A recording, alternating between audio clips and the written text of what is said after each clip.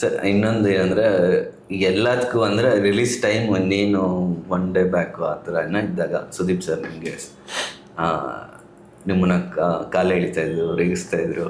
So Prem sir ಕೂಡ ಇದ್ರಿ. So ಆ ಒಂದು ಗಳಿಗೆ ಬಗ್ಗೆ ಹೇಳಿದ್ರೆ ಸರ್. ನಾನು ಸುದೀಪ್ ಸರ್ಗೆ ನಾರ್ಮಲಿ ನನ್ನ ಕಂಟೆಂಟ್ನ ಹೇಳ್ತೀನಿ, ಹಾಡುಗಳನ್ನು ಕೇಳಿಸ್ತೀನಿ. ಆಮೇಲೆ ನನ್ನ ಅಪ್ಸ್ ಆ್ಯಂಡ್ ಡೌನ್ಸ್ ಎಲ್ಲ ಅಬ್ಸರ್ವ್ ಮಾಡೋ ಸ್ನೇಹಿತರು ಅವರು ಸಿನಿಮಾ ನೋಡಿ ಅವ್ರಿಗೆ ಅನಿಸಿದ್ದನ್ನು ಹೇಳಿ, ಅದು ಬಿಟ್ಟು ನನಗೆ ಹಲವಾರು ಸಜೆಷನ್ಸ್ ಕೊಡ್ತಾರೆ ಅವ್ರು ಪ್ರತಿ ಸಿನಿಮಾಗೂ.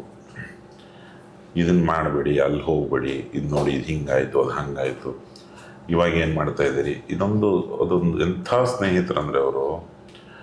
ಅದು ಅವರು ಹೇಳಿದ್ರು ಸುಮಾರು ಜನ ಇದ್ದಾಗ, ನಾವು ದೊಡ್ಡ ಸ್ಟಾರು ಏನು ಅನ್ನೋದು ಬಿಟ್ಬಿಡಿ, ಇಲ್ಲಿ ಎಲ್ಲರ ಕಥೆಗಳನ್ನು ಸೇರಿ ಒಬ್ರಿಗೊಬ್ರು ರಿಪೇರಿ ಮಾಡ್ಕೊಂಡು ಹೋಗೋಣ, ರಿಸಲ್ಟ್ಗಳು ನೆಟ್ಟಗಾಗುತ್ತೆ ಅಂತ ಪ್ರೇಮ್ ಸರ್ ಜೊತೆ ಕೂತ್ಕೊಂಡಾಗ ಮಾತಾಡ್ತಿದ್ರು. ಅದನ್ನು ದಿನ ಎಲ್ಲ ಕಡೆ ನೋಡ್ತೀನಿ, ಎಲ್ಲರೂ ಹೇಳ್ತಾರೆ.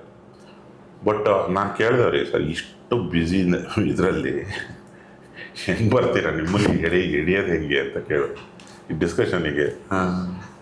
ಅದು ಬರಬೇಕು. ಈಗ ನಾನು ನೋಡಲಿಲ್ವಾ, 3 ಅವರ್ ಸಿನಿಮಾ ನೋಡಲಿಲ್ವಾ, ಬಿಡುವು ಮಾಡ್ಕೊಂಡು ನೋಡಿದ್ನೋ ಇಲ್ವೋ, ಹಾಗೇನೆ ಕೂತ್ಕೋತೀನಿ, ಎಲ್ಲದಕ್ಕೂ ಕೂತ್ಕೋತೀನಿ. ಗೌಡ್ರು ಅಂತ ಕರೆಯೋದು ನಾನು ಪ್ರೇಮ್ ಸಾಹೇಬ್ರಿಗೆ, ಅವ್ರದ್ದು ಕೂತ್ಕೋತೀನಿ. ಇದೆಲ್ಲ ಹೇಳ್ತಿದ್ರು. ಅಲ್ಲಿ ಸುಮಾರು ಜನ ಯುವಕರು ಒಡನಾಟ ಇದೆ ಅವರಿಗೆ. ಅದು ಆತನ ದೊಡ್ಡತನ. ಇನ್ನು ಬಿಟ್ಟರೆ ಇನ್ನು ಸುಮಾರು ಜನ ಪರದೆಯಲ್ಲಿ ಬಂದವರೆಲ್ಲ ಸಪೋರ್ಟ್ ಮಾಡಿದ್ದಾರೆ. ದೊಡ್ಡ ಸ್ಟಾರ್ಗಳ support, B grade C grade ಆರ್ಟಿಸ್ಟ್ಗಳಿಗೆ ಎಲ್ಲೆಲ್ಲಿದೆಯೋ ಅಲ್ಲೆಲ್ಲ ಉದ್ಯಮ ಚೆನ್ನಾಗಿರುತ್ತೆ. ಇದು ತುಂಬ ಜನ ಬ್ಲೆಸ್ ಮಾಡಿರೋ ಸಿನಿಮಾ, ಅದೊಂದು ಅದೃಷ್ಟ ಇದೆ ನನಗೆ. ಸರ್ ಮನದ ಕಡಲ್ಲಿ ಅವ್ರಿಗೆ ಯಾವುದು ಒಂದು ಸೀನ್ ಇಷ್ಟ ಆಗಿದೆ ಸುದೀಪ್ ಸರ್ ನಿಮ್ಗೆ ಏನಾದರೂ ಹೇಳಿದ್ರ? ಅವ್ರು ತುಂಬ ನಕ್ಕಿದ್ದು ಹುಲಿ ಸೀನಿಗೆ. ಹುಲಿ ಸೀನ್ ಹೌದೌದು, ಅದು ಸಾಕ.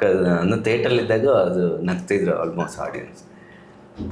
ಸರ್ ಫೈನಲ್ ಆಗಿ ಒಂದು ಕ್ವಶನ್ ನನಗೆ ಫೈನಲ್ ಒಂದೇ ಕ್ವಶನ್ ಕೇಳ್ತೀನಿ.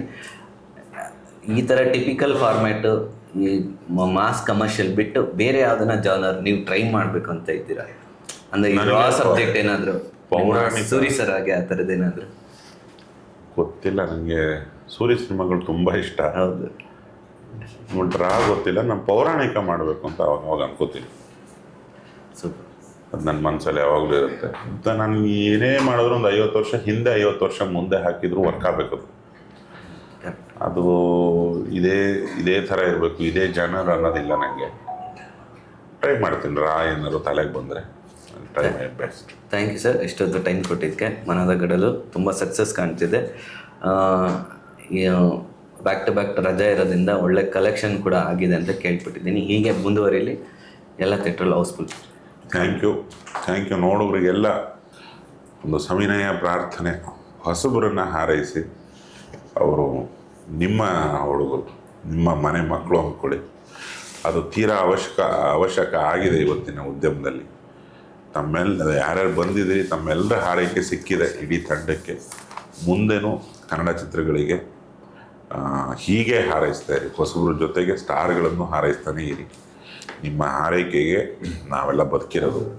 ನಿಮ್ಮ ಚಪ್ಪಾಳೆ ಸದ್ದಲ್ಲೇ ನಮ್ಮೆಲ್ಲರ ಜೀವನ ಇರೋದು. ಜೈ ಕನ್ನಡ, ಜೈ ಮನದ ಕಡಲು.